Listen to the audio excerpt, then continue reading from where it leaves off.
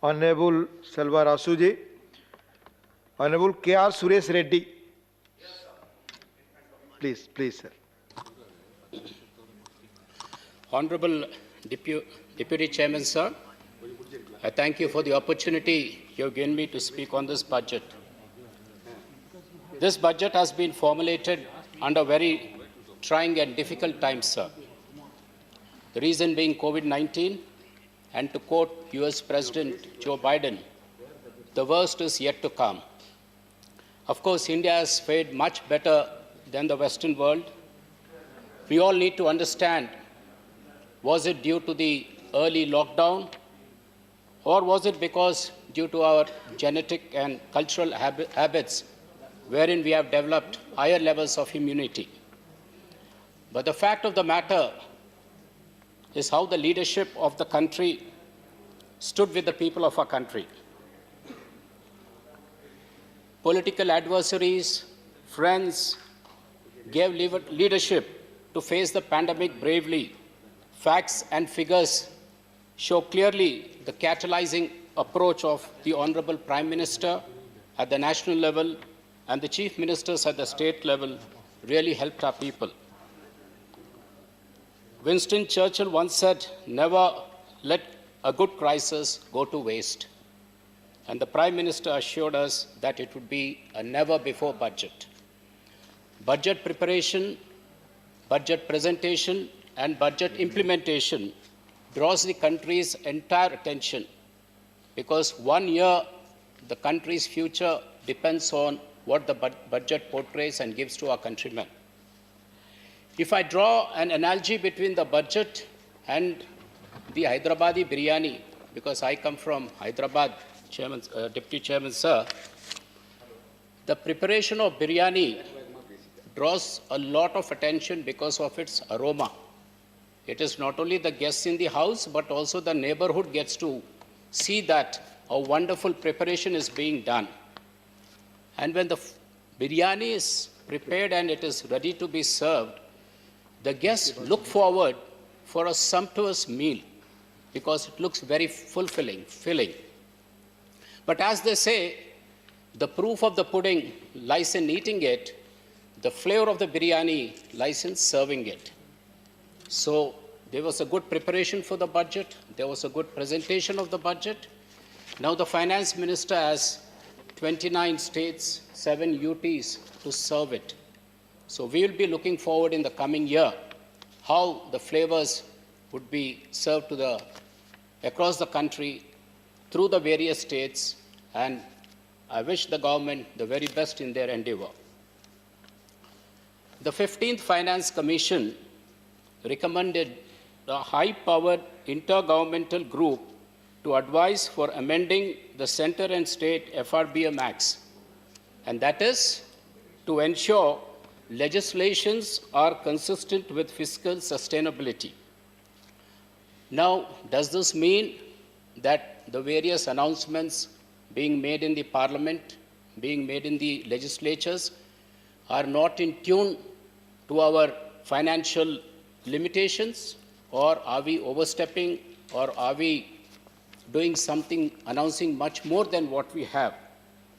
But nevertheless, it causes a serious concern because Parliament is sacrosanct. What is announced here, what is announced in the legislature has to be implemented at any cost. Otherwise, then like I said, sir, the very sanctity will be in question. What Parliament decides, the executive has to implement it. A few days back, the Leader of the Opposition, Azad Saab, on motion of thanks, was in his speech speaking about Kashmir when the bill of converting Kashmir into UT was introduced in the House with an assurance that the conversion of a state into a UT would realize more development to the area of Kashmir, and he has expressed his doubts on the development and his apprehensions on the way it is being implemented. While up north in Kashmir, if the bill did not live up to the required aspirations of the people, down south the AP reorganization bill was introduced in this House way back, sir. There have been a lot of assurances because the bill had come in through a lot of debate, sacrifice, and of course the country has witnessed the sacrifice under the leadership of our Chief Minister KCR Garu, how a very non-violent, peaceful agitation led to the formation of the state. But a lot of assurances which were given in that bill haven't seen the light of the day till date, and I did not find any mention of that in the present budget too. Atmanirbhar Bharat, which is the soul of the government, will remain a mirage if legislative decisions are not converted into executive action, sir. Sir, we are a federal country, and the federal Dancha is the heart and soul of the Indian Union. It is an intrinsic part of a constitutional scheme of things, and cooperative federalism is the leitmotif of Honorable Prime Minister Shri Narendra Modi and his government. So every effort should be made by the government to protect and preserve this structure, otherwise things will start to slip away. So I only reiterate what the Prime Minister said, that cooperative and not coercive federalism must be the norm of the country. With due respect to all, I want that it is not in good spirit to show big brotherly attitude towards states which damage and destroy the federal structure of this country. You are showing discrimination in the budget proposals. I can name many, but time constraint stops me. Nevertheless, most of the proposals have gone to the poll-bound states, to others. I have no grouse against them, but I only wish that equal treatment be given to all and push further the performing states so that they become growth engines of this country, sir. Honorable Prime Minister, in his initial years, from the ramparts of Red Fort, he announced the dismantling of the Planning Commission with the formation of Niti Aayog. It was welcomed by our Chief Minister and many Chief Ministers because it was felt that it would strengthen center-state coordination, cooperative federalism being ensured, and Chief Ministers of states need not come begging to the center, and Niti Aayog would recommend that what due to the shares is to be given would be ensured. Obviously, the Prime Minister, being the Chief Minister earlier, must have translated this decision going from his experience as the Chief Minister. But I am disappointed, sir. Niti Aayog, to quote an example, Niti Aayog has recommended 20,000 crores for a wonderful project in Telangana called Mission Bhagiratha, which ensures clean drinking tap water to every household in the state. A new state with new ideas, and we have ensured that 99.5% of the scheme is completed. Today, every nook and corner in the rural areas of Telangana, what you are contemplating now has been done way back few years ago. But that amount till date has not been assured, we have not yet received it. Similarly, they have promised, the Niti Aayog said, when they saw the mission Kakatiya, har gaon mein jo talab hoti hai, restoration of those talabs, because these were all centuries old tanks, which were all in a very dilapidated and not to use condition. All these tanks were revived in a major policy of our government under the leadership of our Chief Minister KCR Garu. Niti Aayog said 5,000 crores can be given to Telangana for this wonderful initiative, but unfortunately, that money also hasn't come. So, now when I look at Niti Aayog, when I look at the announcements, I recollect what the late Ram Vilas Paswan ji said. He said, if there is a will, there is railway, otherwise survey. So similarly here, even if Niti Aayog recommends, if the government doesn't have a heart towards us, then, sir, the very purpose of creation of Niti Aayog would be in doubt. Agriculture is a major employer for our country, sir. In your recent economic survey, you have quoted that 54.6% of the total workforce in the country is engaged in agriculture and allied activities. That's a big chunk of our countrymen who are in this, providing food security. The budget estimate says 1,48,301 crores against the revised estimate of 2021, 1,45,355 crores, sir. I could see only a 2% increase in this, and if I look into the inflation, then I'm sure the benefit is offset by the inflation. So nothing much, the way it has been told and the way it has been, the figures indicate. The major boost which is needed somehow doesn't reflect there, sir. So is your fertilizer subsidy. You have said in your budget estimate 21-22, 79,530 crores against your RE of 2021 of 1,33,947 crores, sir. There is a sharp decline in that, and probably the minister could explain, is there something else, or is the area coming down, or some other norms which are to be adopted? So is your rural development from your estimate of today's 1,94,633 crores against the budget RE revised estimate of 2021, which says 2,16,342 crores. So there's a sharp decline in that. The other important aspect which I would like to draw the Honorable Minister's attention in this regard, sir, is the agriculture credit. Now, agriculture credit is the backbone of any agriculture activity. I think he's listening. He's sitting. Yes. Please listen. Yes, yes. Well. बस ऐसा ना हो हम बोलते जा रहे हैं और नहीं they're listening. बस ठीक है, कोई बात नहीं. So agriculture credit is something which is very critical. The reason being, we've been talking a lot of the produce. The produce happens after the crop is grown, but the input which goes in stems with the agriculture credit. Now you have indicated 16.5 lakh crores of credit here. The fundamental change, what I would suggest is always a top-down process. You say 16.5 lakh crores is being given, and it's spread across the length and breadth of the country through various banks. Now, does that fulfill the need?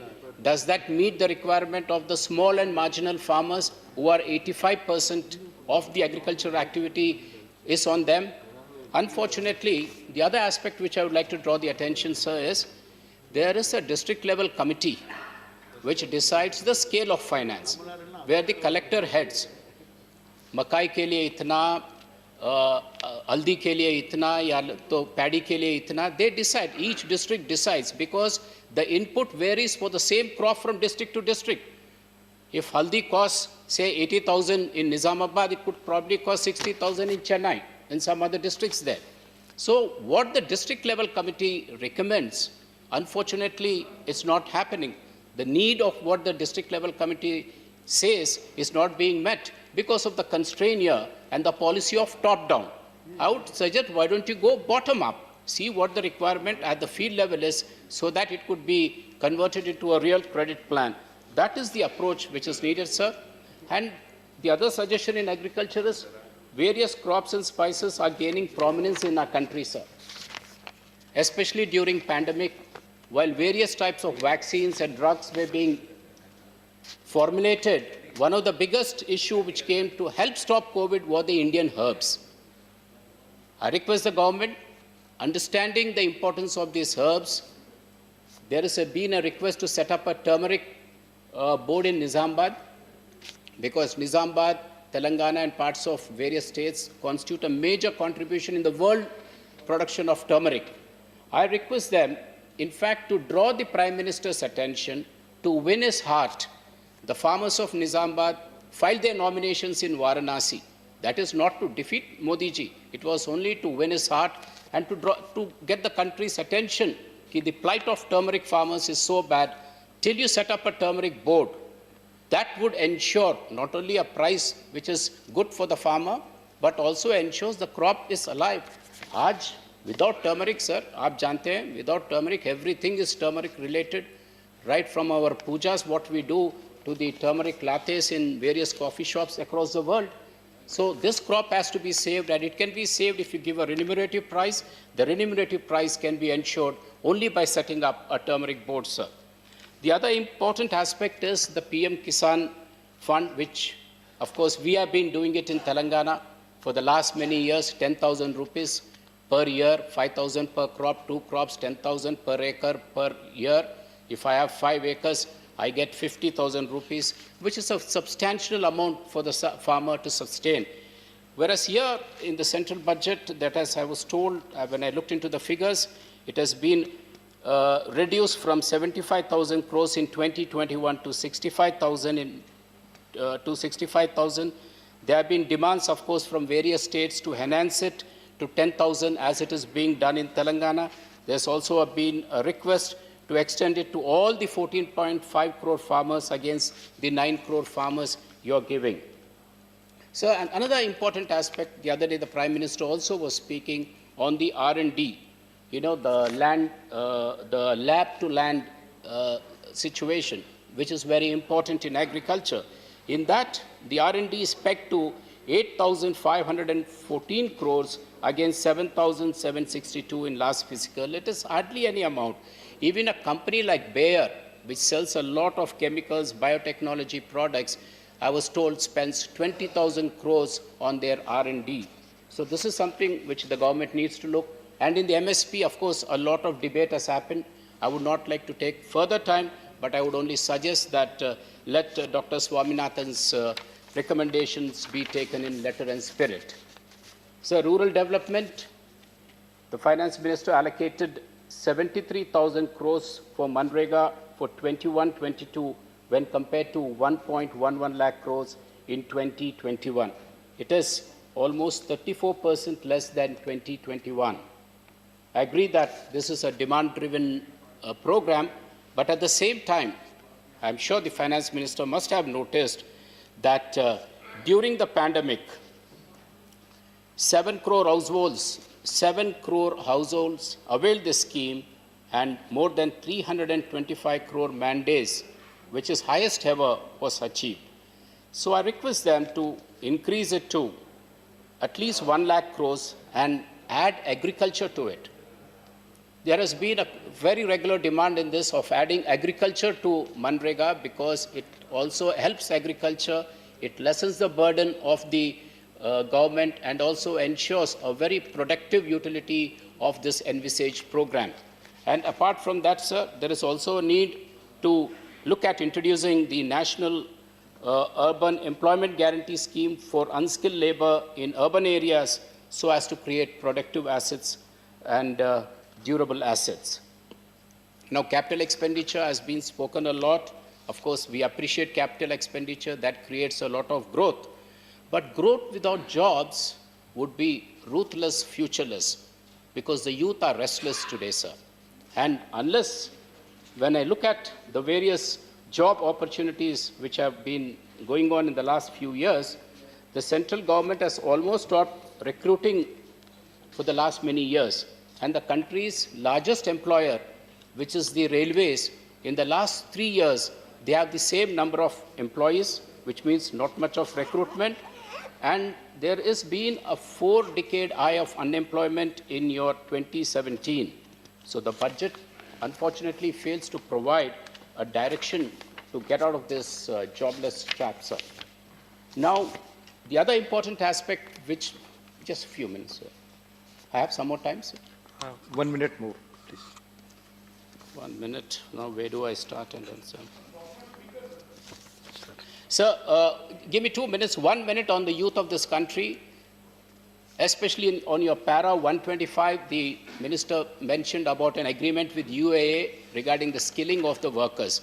Now I am talking of Garib se Garib, jo Gulf countries jata hai. There are 90 lakh people. It must have come to 1 crore people today who are working in the Gulf. Translate that with their families, there are 5 crore people, sir. Their remittances. Now I was reading the World Bank report of 2019 says $79 billion remittances of the Indian diaspora is the highest in the world. और ये जो week से week है Dubai Muscat में जो काम करते हैं, they contribute almost 50% of that. I'm telling you, they are in such a situation where Government of India needs to create a welfare board so that their needs are looked into. And you have also sent a referral to the governments of fixing their salaries. The Government of India, through Foreign Affairs Ministry, sends a referral to them, and in that you have recommended reducing the rate, reducing their wages. You have made it $200. This will impact the labor there in a very, Kindly very conclude big now. way, sir. Your time is over, sir. Kindly conclude. At least let me thank you for your patience, sir. While thanking you, there are a lot of things I can table it with your permission, and concluding is only with one aspect, that is on the judiciary front, let the government look at setting up a Supreme Court bench in South India, could be Hyderabad, we welcome it, and also to confer Bharat Ratna to P.V. Narasimha Rao Garu, who has been the Prime Minister of this country. And with these words, with a lot more to add, sir, I will lay it on the table. Thank you for your patience and time. Thank you, Honorable K. R. Suresh Reddy ji. Honorable Subhash Chandra Bose Pillai ji.